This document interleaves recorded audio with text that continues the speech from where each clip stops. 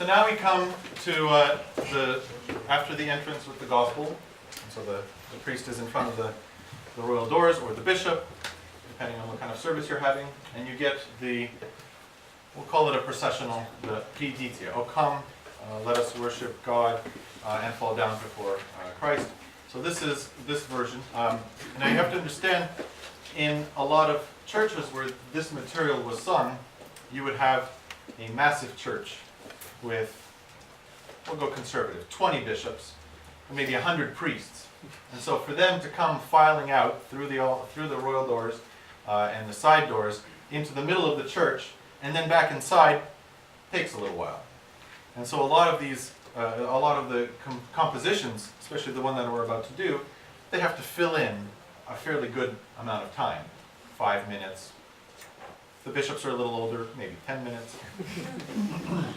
So we're going to do it at a slightly quicker tempo, but you have to picture that this is all about kind of painting the picture. Oh, come, let us worship and fall down before Christ. This kind of almost ethereal sense in this church, as all of this choreography is happening underneath. So this is pieditia proclaims it.